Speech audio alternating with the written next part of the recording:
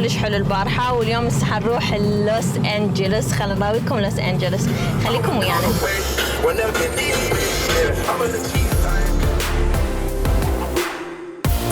جايز كم واحد يوافقني انه هذا دائما اغانيها حزينه كآبة. شوفوا يا جماعة الخير، هذه البطالة اللي شربناها ما صارنا نص ساعة من طلعنا من البيت. من هالقد ما حارة مالتنا التليفونات تستك ما تستقرب، ذابت للآيس كريم.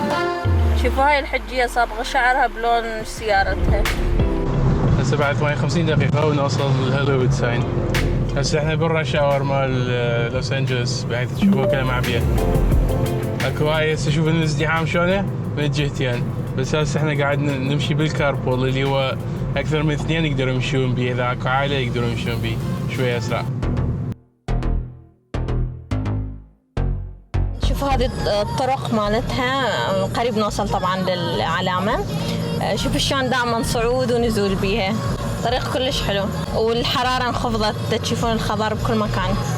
شفتوا هالعلامة ذيك هي؟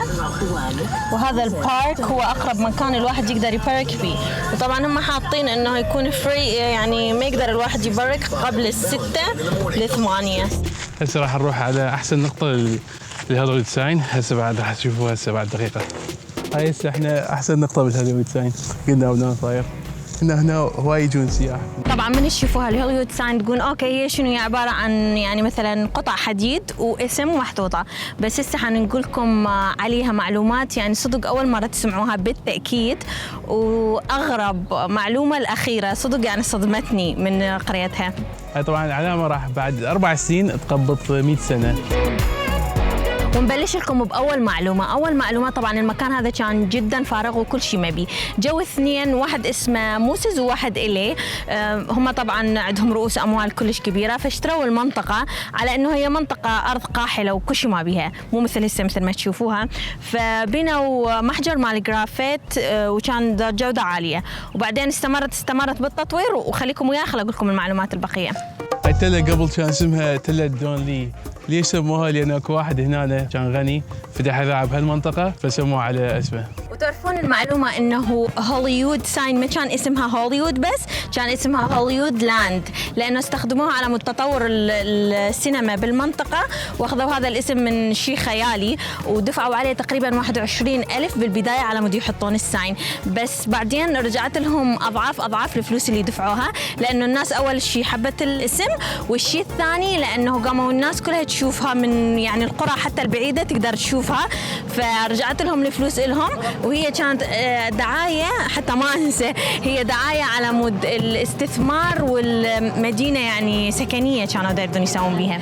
طبعا مثل ما قلت لكم الهوليوود ساين هي كانت عبارة عن دعاية، فبالأربعينات رادوا يشيلوها، بس أهالي المدينة قالوا لهم لا شكلها حلو، ويعني صارت مثل المعلم للمدينة، ففكروا وقالوا خلاص بقينا، بس وخروا منها اللاند فبقت بس هوليوود. بعد فترة بالسبعينات تعرضت التخريب، هي كانت بيها أضوية وتضاء بأضوية صغيرة حمراء بالليل، بس جو يباقوها للأضوية وتخربت، فراحوا على الفنانين تقريبا جمعوا 28,000 على مود يصينوها.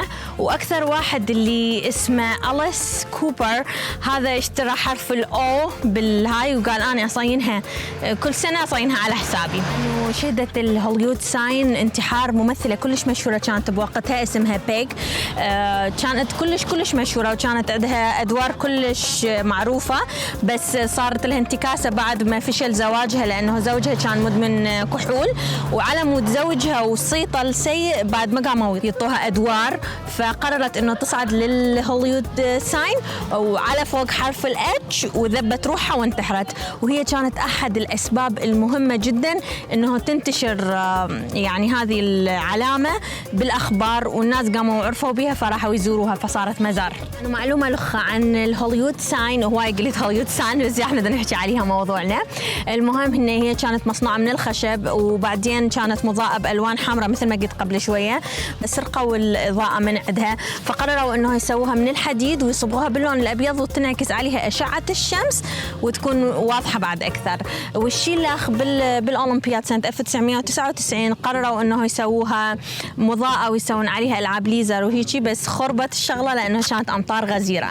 فمن ذاك الوقت قرروا إنه بعد أبداً ما يضووها، وهي هيجي بشكلها هذا الشيء هو شكلها حلو. إذا استخدموا الأفلام أو شيء يقدرون يضووها من الخلف.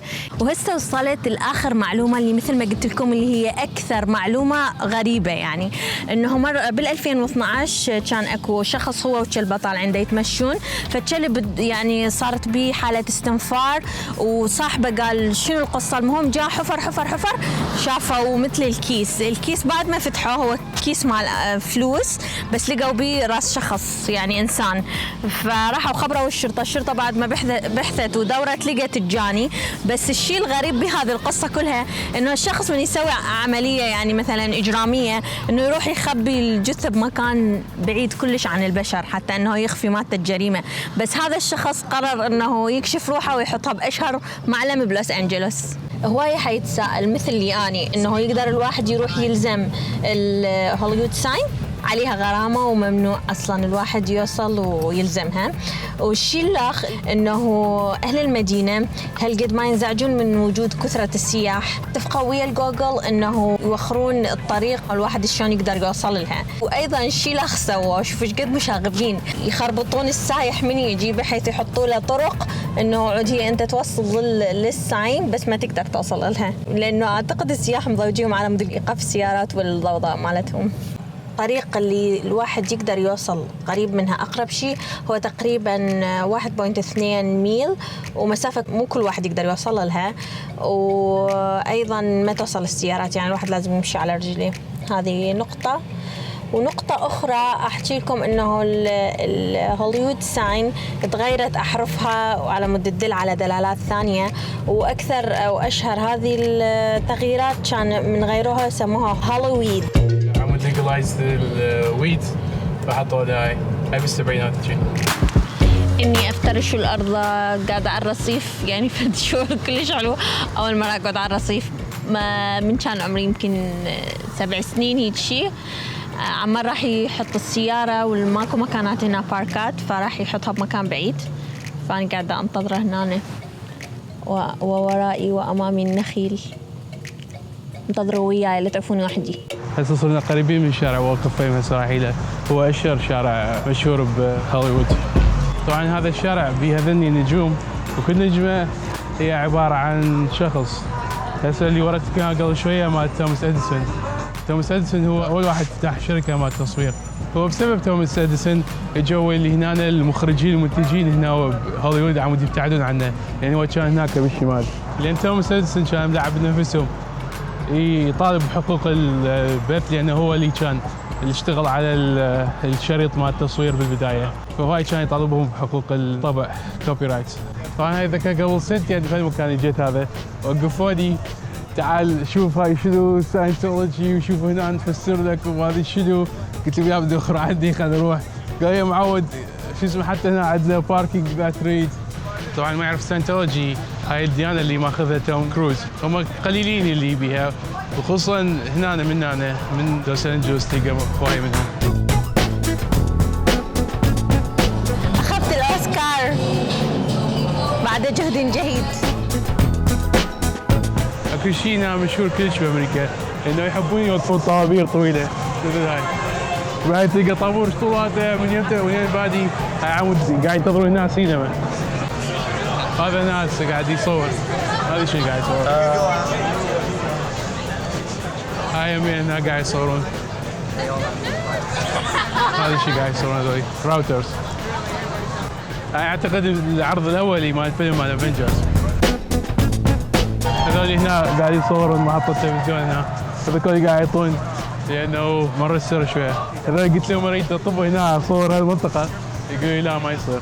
هنا هاي يكون هواية مشهورين حاطين الأقدام مالتهم هنا، وهذا السينما كلش مشهورة هنا.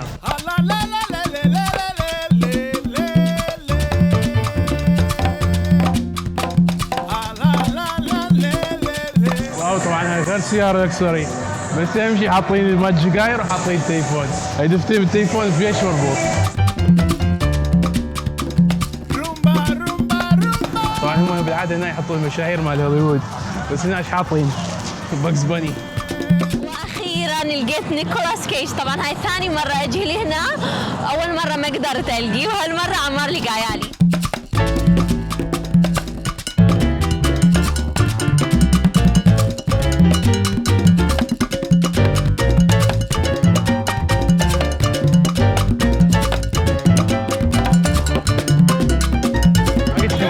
السينما اسمها ذا تشاينيز تياتر، هي طبعا من اشهر السينمات هنا بهوليوود.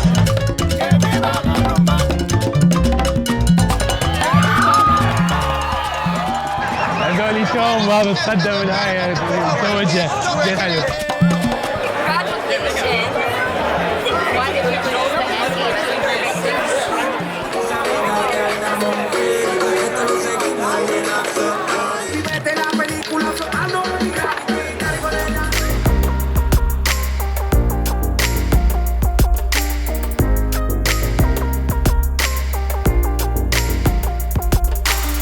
هاي مال دونالد ترامب الجواعد تفل عاليه وراح. وهذا جاكي شان طبعا من اكثر الممثلين اللي احترمهم، لانه كلش حلو، يعني شلون نهض من بين الدمار وصار ممثل مشهور.